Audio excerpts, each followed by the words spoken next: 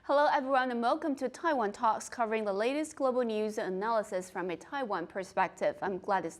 I'm Rath Wang. Today we talk about one of Biden's most trusted advisors, Laura Rosenberger, her appointment to America's top Taiwan post as chair of the American Institute in Taiwan and what this means for the region. Rosenberger is also widely known as a China hawk. Let's hear what she said about Xi Jinping. Xi Jinping has defined it, making the world more hospitable to authoritarianism and undermining or weakening the pillars of democratic institutions, rule of law, where it is perceived as being sort of in the way of China's growth and ascension. And words for Taiwan and the importance of defending the island nation. Taiwan plays a critical role in the semiconductor supply chains, as we just discussed. It's one of the United States' largest trading partners, thriving democracy in the region of integrated deterrence. That, especially when we're dealing with the kinds of gray zone activities that we see from Beijing. So what does Rosenberger's appointment mean for the region? Today, joining us in the studio, we have three guests.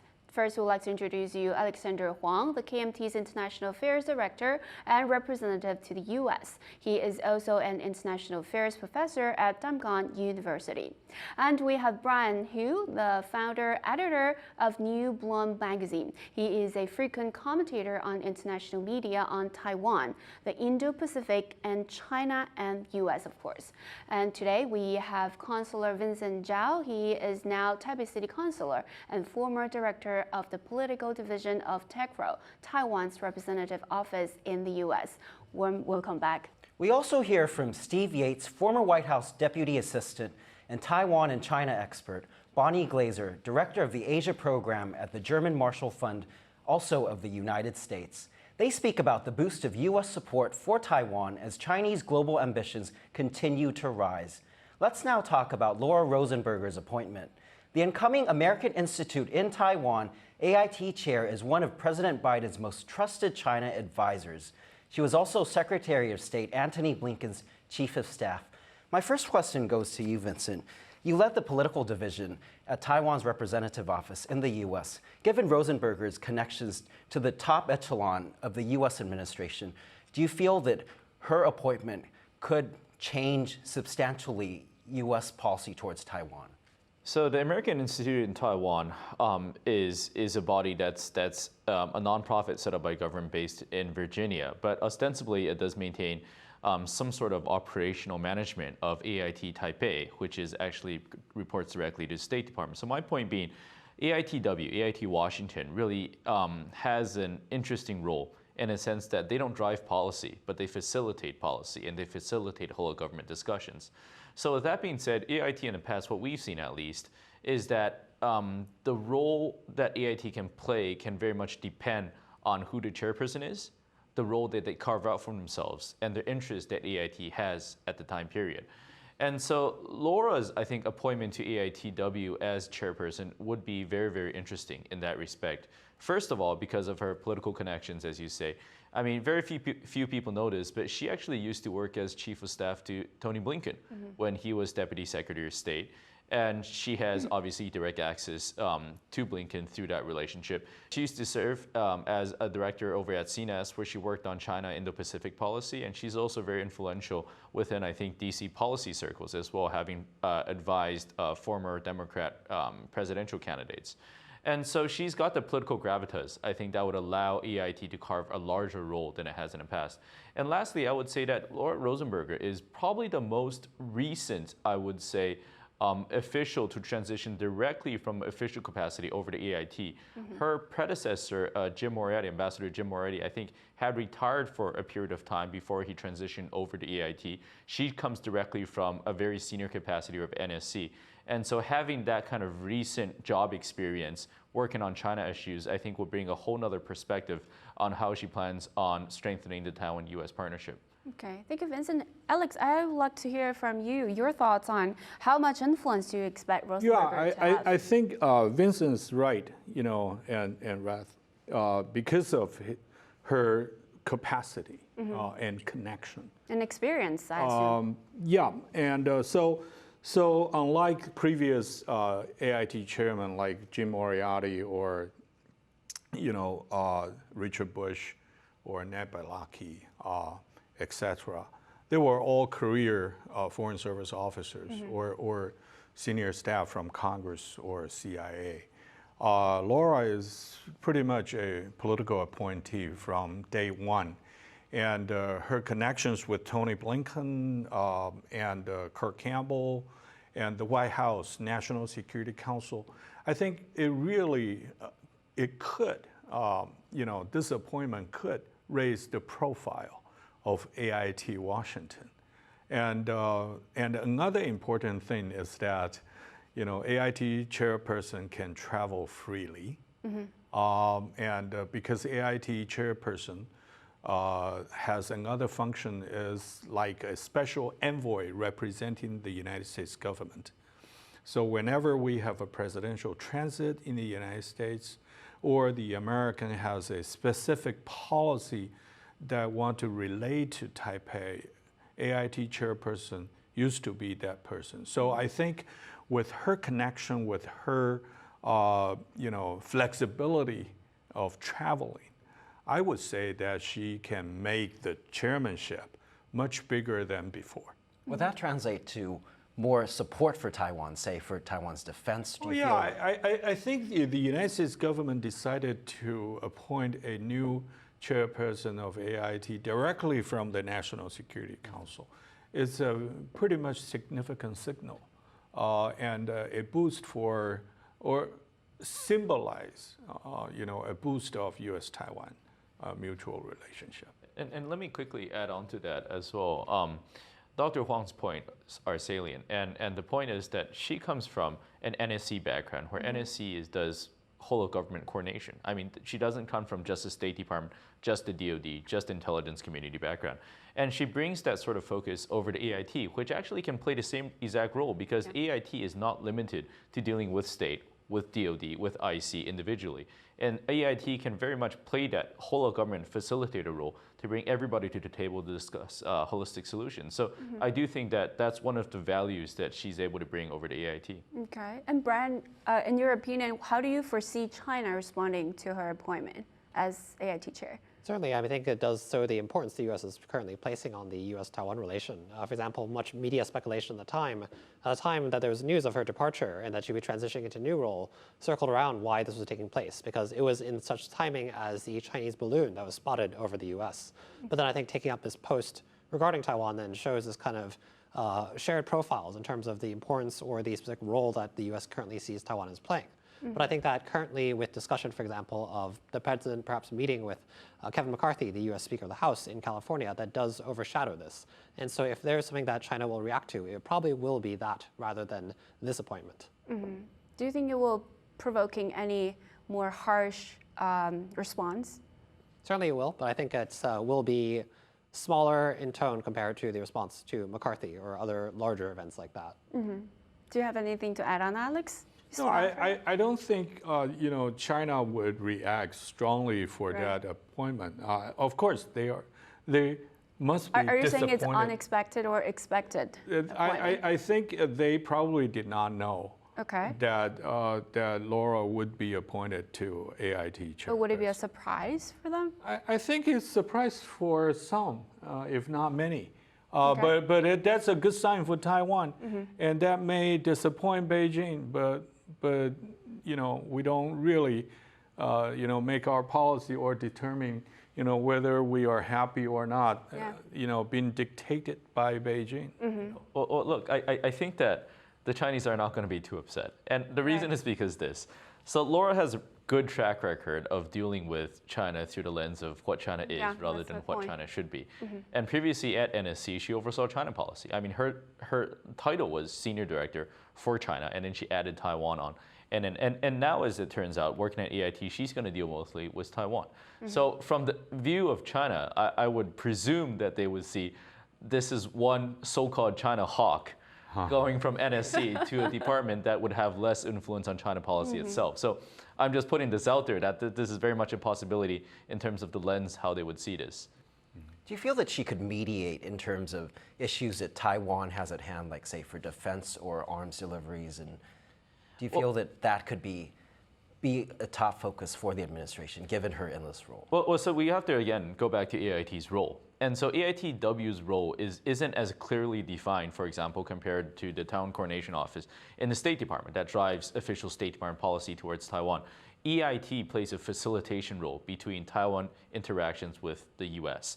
And as a result, they play a facilitative role. And the facilitative role, again, can be big or small, like depending on what people wants to do, right? Yeah. And so I do think that she will be able to bring a unique perspective into that role. Because again, she's not limited to dealing just with state or with DOD. She can coordinate between all the government positions, similar to NSC, actually. And so in that respect, if you're talking about arms deliveries, if you're talking about arms sales, all of this requires both coordination from state pull mill all the way to the NSC, all the way to DOD, and she'll be able to bring a unique perspective to kind of tying all of that together. But Laura probably can bring this role into a new horizon that she can coordinate better. But still, the policy is set by the departments, not by AITW. Can she has her own opinion or suggestions from your understanding? They always do. I mean, Right. it would be very, I think, uncommon for people not to have an opinion, particularly somebody who's worked at her level. But I do think that Dr. Huang, I mean, is salient in the point that, again, AIT doesn't drive policy. It hasn't driven policy in the past. But AIT certainly can facilitate interagency discussions. And I think that's precisely what AIT will continue to do. And given that, job description, AIT chairperson did come to Taiwan for official business. So that particular position would have a better access to Taiwan senior officials to reflect our view to Washington and also read the Taiwan politics or Taiwan's intention or strategy and translate that back to Washington, D.C. So it's also that kind of functional role. Right. And let me quickly add one quick point. There's also a policy continuity role over in AIT. And so you have to keep in mind, for example, her predecessor, Jim Moretti, Ambassador Moretti, was appointed by the Obama administration, stayed throughout the Trump administration, all the way into the Biden administration. And so, the amount of, for example, Taiwan Coordination Office directors that he outlasted, State Department DASs, ASs. I mean, there's a lot of policy continuity over at AITW. And so in that sense, this is why a lot of people would go to AITW for, support in the sense that, hey, how did we do things in the past? What was disagreement? So they're basically like a library of sorts on the relationship we have between Taiwan-U.S. over past decades. You're right, because Ambassador Ray Porcart had that position for more than 10 years. Yeah. So that stated a kind of consistency. Well, this seems to be like a parachute of her coming in from the NSC directly into. Well, everyone is parachuting into some positions, right? Yeah. But with advantages, as you mentioned. Yeah, direct right. connections to the Directly president. transfer from the federal government to it. Yeah, it is. But I'm curious, at this timing, in terms of the cross-strait relationship getting more intense, what do you think Laura's priority would be? I think AIT's role is getting instructions from the government. Right. So her role, of course, with her capacity and connection that we all know, that she could have her own input and recommendations. And she might have some coordinating role. But I think, the American policy toward the mainland or to Taiwan is basically determined by the National Security Council and State Department and other related agencies. Brian, what do you think that is in terms of the U.S.'s current position or policies towards China? Yeah, so I think it depends on the overall framework by which things are occurring, because AIT will then carry out what is decided. I mean, we do live in a time of rising tensions, and I think particularly if there are Chinese actions, for example, upcoming in the future, how AIT responds with discussion of policies such as stockpiles in the region or potentially even in Taiwan. Also, relations between the U.S. and Taiwan, perhaps regarding towards a BTA, a bilateral trade agreement. Those are various actions that might be carried out, but that occurs at a different level, and then I think AIT will be in the position of carrying it out and communicating that to the public in that sense. And so I think that that is a role that will be taken on there. And so I guess it's not too much of a surprise, but a lot of these mixed interests regarding security, economy, bilateral relations, and so forth all can be seen in this kind of shift. And interestingly, Laura's appointment make a new record that both AIT Washington and AIT Taipei are female with female leadership. Yes. And if I And the could add, president of actually, Taiwan. the managing director of EIT Washington, Is Ingrid also- Larson, is also right. I is noticed also that. lady. So anyway, I mean, International Women's Day had just passed a few days ago. Right. So this is an especially important point to make. Right. Yeah. Great point. Right. Well, coming back to talking about that. So we just spoke about what Rosenberger's appointment means for the region. Come up next, we hear from former White House senior officer Steve Yates on how the U.S. Congress is on the China's global threat and stepping up support for Taiwan. What is the Select Committee having on its agenda in terms of working with Taiwan? Chairman Gallagher of the Select Committee had visited Taiwan, and one of his key takeaways that he's articulated is a concern that the $19 billion of defense-related equipment and technology is taking too long to go through bureaucratic processes and make its way to Taiwan. And for a lot of Americans, this is hard to understand, in part because they see our government moving very, very quickly to move armaments and other kind of material assistance to the Ukraine for free to the Ukrainian government and people. And yet our partners in Taiwan are paying for this, and it's taking seemingly a long time. And we should have great haste in increasing deterrence if our national security leadership is saying that they fear or feel the threat of military activism by Beijing is a current and present danger.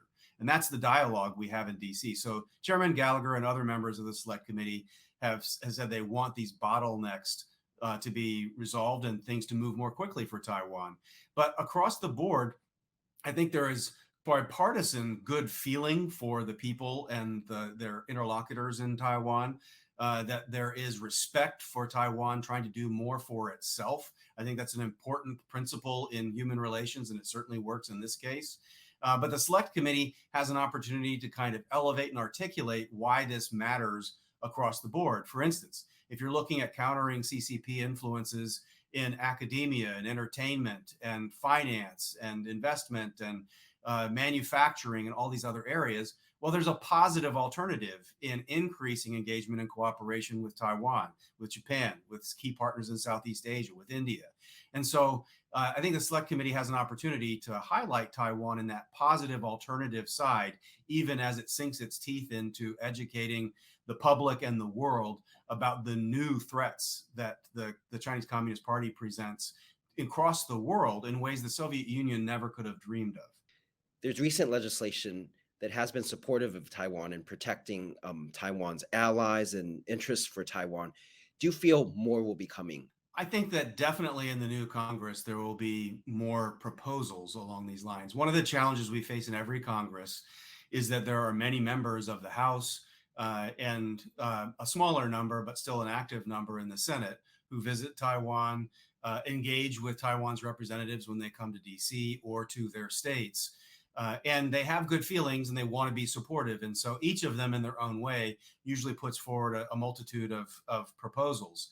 And the challenge of leadership in the Congress is to try to kind of synthesize and aggregate these good and well-meaning ideas into one or two vehicles that might make a meaningful difference. I think that is what the Foreign Affairs Committee in the House is going to try to do. It's what the Select Committee on the CCP is going to try to do. And I think Speaker McCarthy's team is going to try to get two or three things that would make a meaningful difference to support Taiwan's democracy, to encourage the U.S. government to engage with Taiwan's leadership, however and whenever we see fit for our own interests, not the dictates of past agreements or the wishes of an evil regime in Beijing.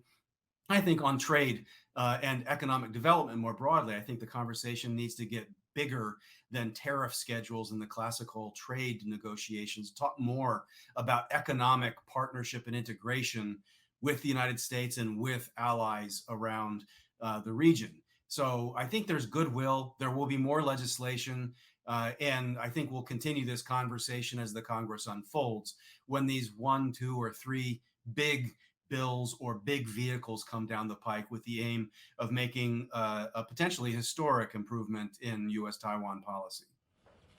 You just hear from CVS talk to Rath, and let's now talk about how the U.S. is taking on the Chinese threat and boosting support for Taiwan. So Brian, given Rosenberger's long focus on Taiwan and increased pressure from the U.S. House of Representatives on speeding up these deliveries of the arms, so what do you think? Will Taiwan be able to get arms in need to deter a Chinese invasion potentially in the future? Well, I think there's a question many of us are asking, particularly after Ukraine, because the question is then Taiwan is an island and Ukraine is quite a different circumstances in which you do have land connected to other places. And so shipping arms to Taiwan in the event of an invasion, most of what Taiwan needs would have to be here, and transporting things here would be very difficult. And so that is why there's then discussion of regional stockpiles. Where should that take place? Where should that be? In Taiwan, in Okinawa, in other places that's been discussed. For example, what moves then will be more pressuring of China, and which moves will lead to strong reactions. For example, if there are arms in Taiwan, will that be viewed as another move of escalation? There's also the question of what kind of arms, with the pushback between symmetric and asymmetric, and this kind of attempt to, from the U.S. to push Taiwan towards more asymmetric means of warfare.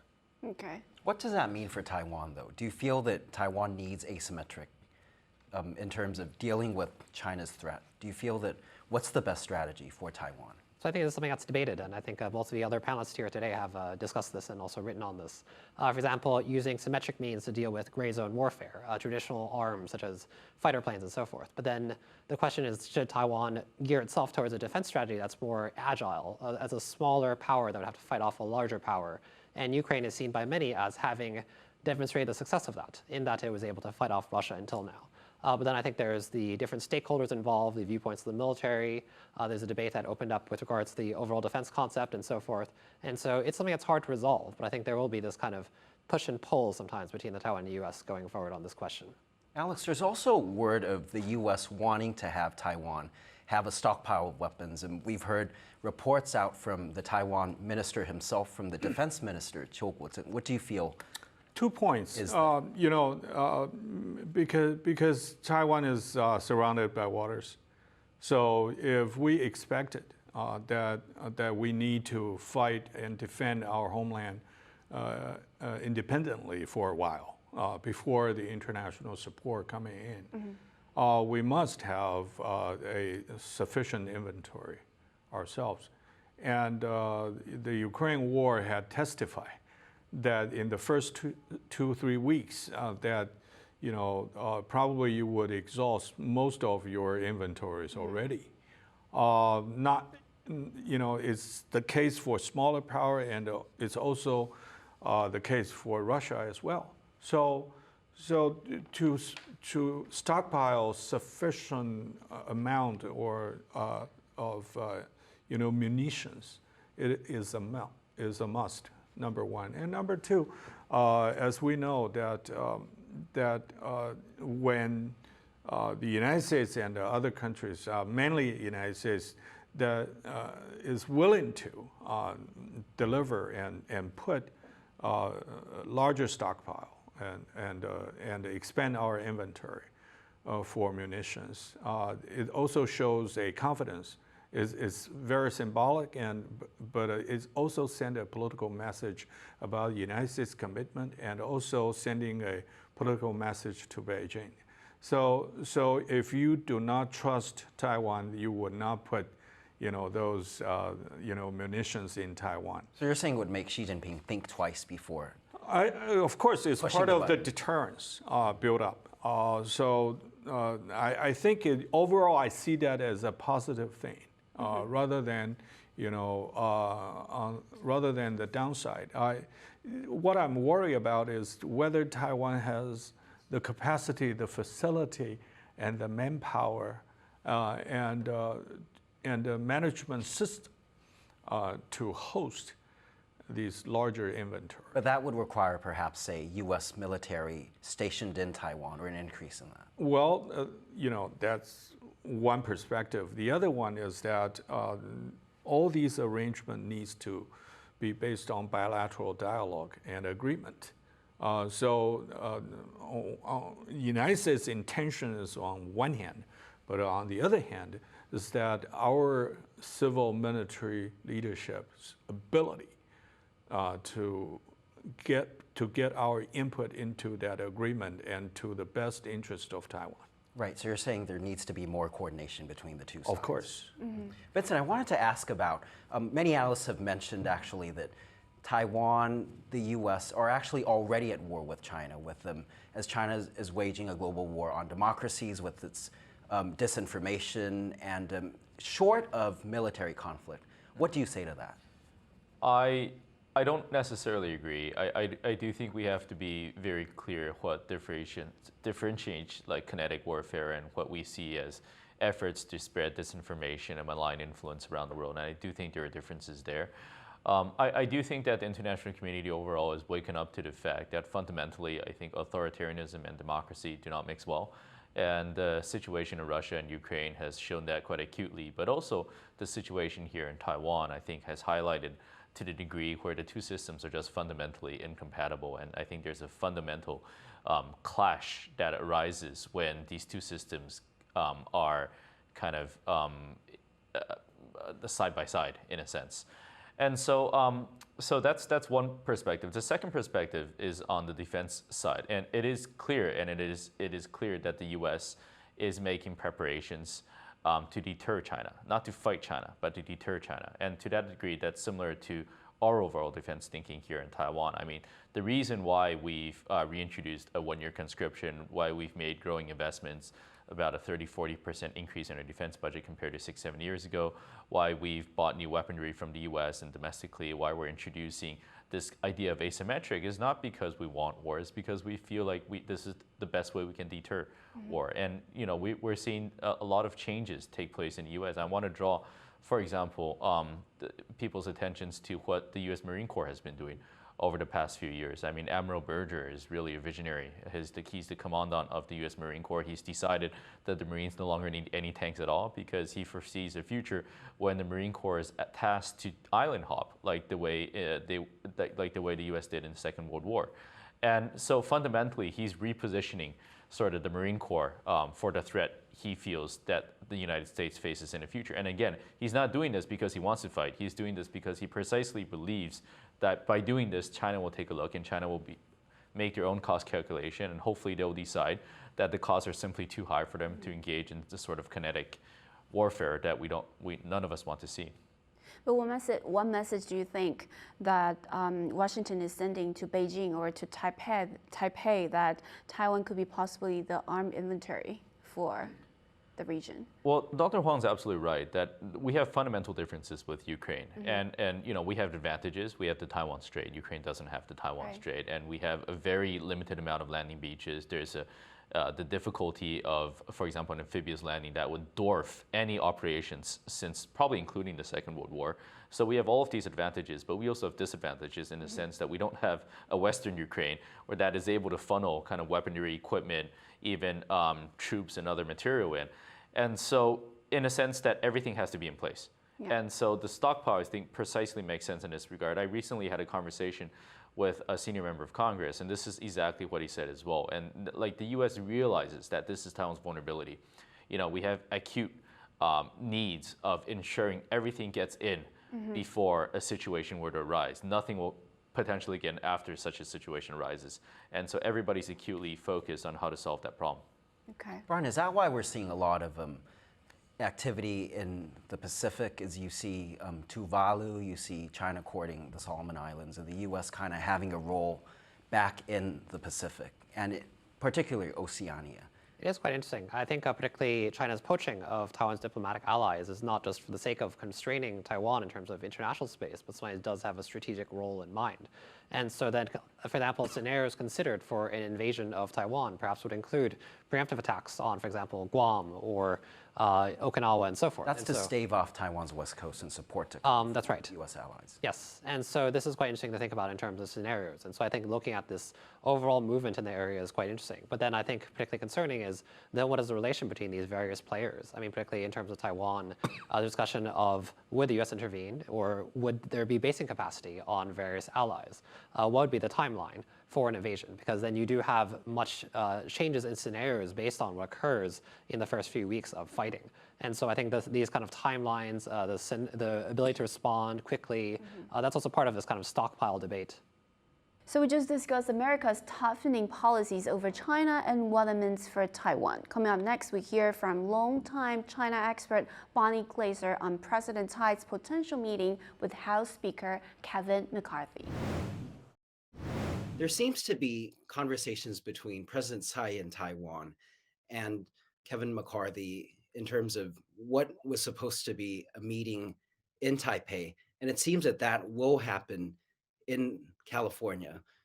How do you see this in terms of the dynamics with Beijing? There are at least reports that President Tsai conveyed to Speaker McCarthy that she would like to meet with him in the United States and that that would be a substitute for a visit by Speaker McCarthy to Taiwan this year.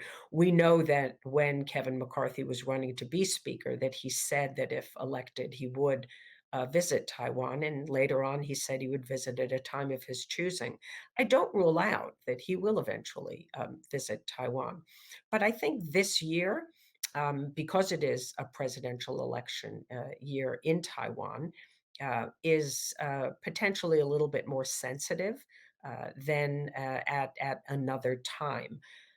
We know that there have been claims by some people in Taiwan that the DPP will bring war if the next president is elected from the DPP, and that if the KMT is elected and returns to power in Taiwan, that they will bring peace.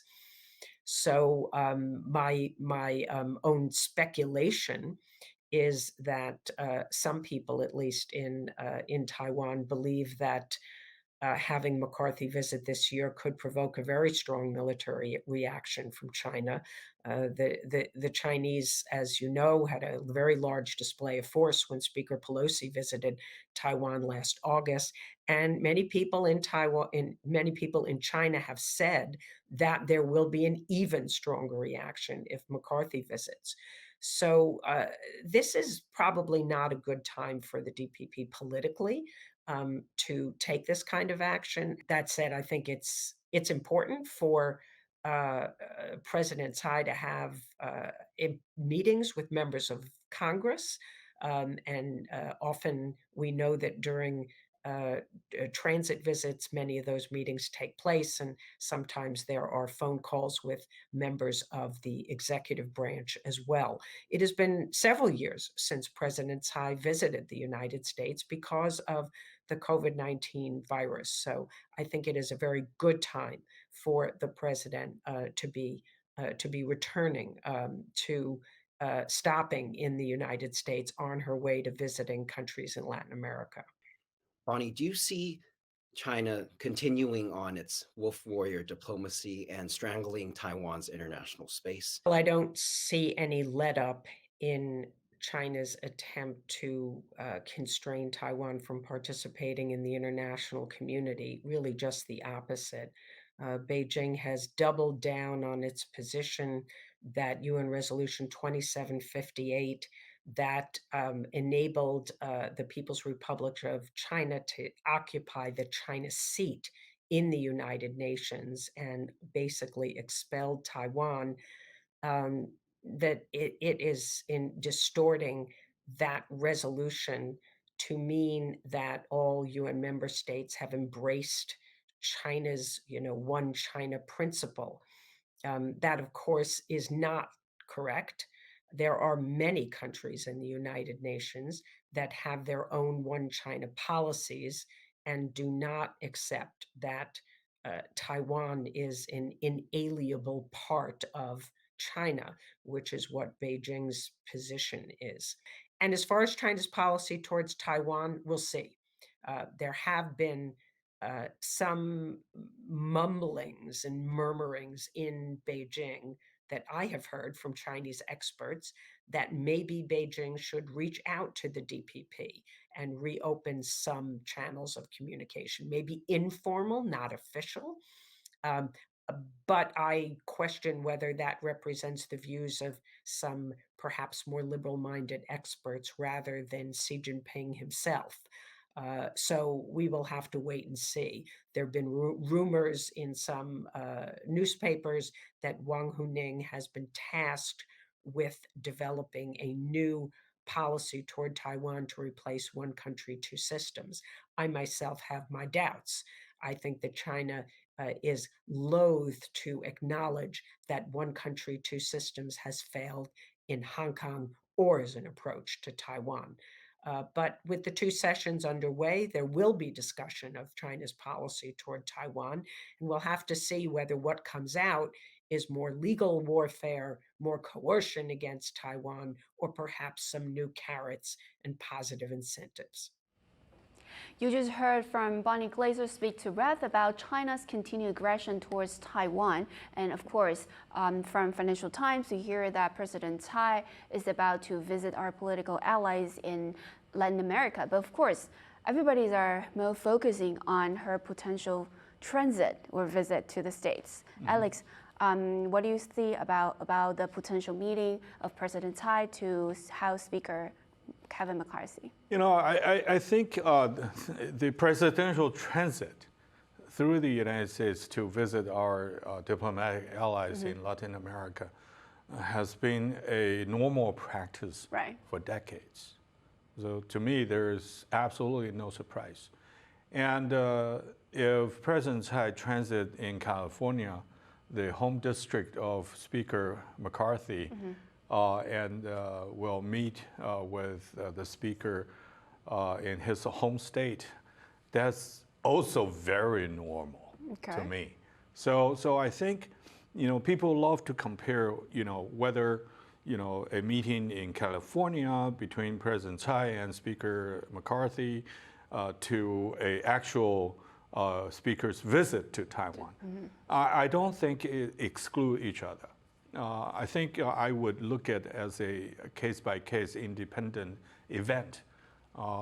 If now we will see a presidential transit in California and that meeting actually happen, to me it's normal, it's true, it's good. But that does not exclude the future probabilities that the speaker will visit Taiwan again, and that we should treat that as another case. So you don't see this as an olive branch that President Tsai is trying to send to Beijing? I'm not sure whether it is a one party's individual or unilateral intention. I think it's a discussed, concerted, or agreed, meeting arrangement. And of Which course, involves the United States. Yeah, of course, President Tsai, if she does have a transit, and she also wanted to practice her role, meeting with senior political officials or politicians in the United States, that's pretty normal to me. And the Foreign Service will provide, recommendations and try to do, reasonable arrangement. It's been that way for a long time. So I do see that a good thing. But again, I would say that, from the perspective of Speaker McCarthy, he stated last year or the year before that if he becomes the speaker and he wanted to visit Taiwan. And he has never said that he will not visit Taiwan if he is going to meet with President Tsai in California. So I do see that as a two individual event. And don't forget, Speaker McCarthy would also have to answer the calls from his own party members about a potential trip. Which is going hard on China at the moment. Right. So there are pressures from different, sectors. Right. Brian, I wanted to move on to what presidential candidates are, since next year is Taiwan's presidential election, and Alex mentioned visits of Taiwanese officials to the United States and the importance of that. Independent Kuomintang, who is the first declared Taiwan presidential candidate for next year's election, is visiting the U.S. How do you think Washington views this, and what is the significance of his visit? Yeah, so I think it depends. In the past, some political leaders have balked at the notion of visiting the U.S., but Ko is here trying to signal being presidential through visiting proactively, I believe. Ko historically has not always, I think, focused as much on the relation with the U.S. He is from a smaller party, the Taiwan People's Party, and so forth. Which is different from the U.S. and Taiwan, where we see a bi-party system of course, the KMT and the APP. Though I would stress too that parties align in Taiwan broadly between the Pan Blue and Pan Green camps. And so co-visiting is in preparation for this. I think this is the beginning of campaign season in the sense that other presidential candidates, other hopefuls will perhaps visit the U.S. Particularly as for the KMT, it's not clear who the presidential candidate will be. And there's questions regarding, for example, Foxconn founder Terry Go's position. I do wonder, for example, if someone like him will also perhaps seek to visit the U.S. And so I think this kind of is an interesting question. And so it's also interesting then too that Tsai visiting the U.S. comes before, for example, the DPP presidential candidate would as well. And so perhaps we will not see this kind of a pretext then given to China to respond with previous reports having already allowed for example, the possibility of China preparing for military exercises. But I think there will be perhaps commentary from China on, for example, William Lai or someone like that visiting the U.S. How about the U.S.? How do you think the U.S. will respond, not just to William Lai, but also, as we mentioned, Kuomintang, who's from a smaller party? Well, I think there will be the attempt to show equality towards parties, meeting with everyone that is willing to, that is possibly a significant stander in the elections. As a third party candidate, code does not really have a strong chance of elections, perhaps, but the U.S. would still meet with him as significant. And there's a quote from Kuomintang of cross-strait peace in a sovereign Taiwan. How does this resonate with, say, the U.S. officials in D.C. and also the populace here, or the electorate? So I think this is a question I do get asked a lot about what is the standing of the Taiwan People's Party because of the question of how it is perceived in Taiwan. And so I think, for example, Ko would emphasize not ceding on sovereignty, but then many in Taiwan would perceive him as closer to China in the sense of conducting cross-strait exchanges with China by way of city-based exchanges with Shanghai, as part of which he habitually refers to one family on both sides of the Taiwan Straits that share a common destiny. But I think particularly in the U.S., because the TPP claims to be between green and blue and independent in that sense, I think people in the U.S. really want to know then how it is perceived in Taiwan, or whether it's read as a green or blue party, for example. Yeah. So Vincent, on this timing, what's your thoughts on the potential visiting to the U.S. from different parties, presidential candidates? Well, first talk about President Tsai, and I agree very broadly with what Dr. Huang had suggested in terms of this, again, being transits have happened in the past as a matter of routine. In previous transits, we've had phone calls, public phone calls with the speakers of the House. Right. We haven't had a physical meeting before, but definitely there has been engagements and interactions between the two sides. And so I wouldn't see this as necessarily precedent shattering in that respect. Mm-hmm. In terms of timing, well, for the president herself, there has been a huge backlog of places that she should have gone to, but wasn't able to because of COVID. And so I think there's a lot of anxiety for her to get out there and to meet with her diplomatic allies, some of them which continue to be under pressure tactics from the PRC, and to reassure them and to strengthen our relationships with them. And so I think that's precisely why she's decided to go so far earlier than I think many other potential trips to the U.S. In coming months. And that, again, does not preclude another trip, I think, sometime down the road. So that's number one, her kind of timing. In terms of, I think, presidential candidates, a lot of that will be dependent on when these presidents are confirmed. And for the DPP, it's going to be a little more straightforward because there's already a publicized timeline in terms of our candidate being nominated by April. Mm-hmm. And after April, I think we will see some sort of engagement internationally between our presidential candidate as well as other world leaders or politicians from around the world which could include, for example, another transit from the vice president. I very much expect that this would be the case. I think for the KMT side, it's going to be slightly more complicated, and I'll leave Dr. Huang to represent the KMT Yes. in that respect. But I will say this as sort of a closing part, which would be, I've never seen, and I've worked in the U.S., I've never seen this process of going to the U.S. as necessarily like taking a test. A lot of people say that, oh, you need U.S. They're going approval to for run. an interview or something like that. I mean, listen, we're a democracy. I mean, our Yes. people make our own decisions, but clearly the people of Taiwan have shown a preference to candidates that show they can manage international relations well, particularly relations with our most important security partner. And so I think past electoral candidates have found it to their favor electorally to visit the U.S. and to show that they're capable of managing that relationship. And so I do think that as time goes by, people realize the value of choosing somebody that can manage Taiwan's international partnerships well. Okay, great point. Alex, do you think KMT is a little bit behind?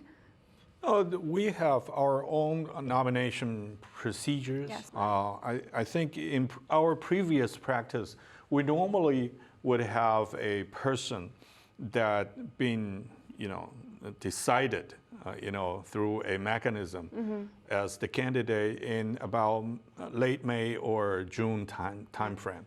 So, if we consult with the past experience, then this is not the time for KMT to make a decision. Of course, because of this year, it's different. The DPP has a pretty much determined candidate early. So that may push us to expedite that process. I'm more on the national security side rather than the campaign manager group. So I do not know the details, but I do believe that, given what I have seen, this is probably a move or a push for a quicker decision. Regardless of who is the candidate, you feel that the KMT will send that presidential nominee to the U.S.? Yeah.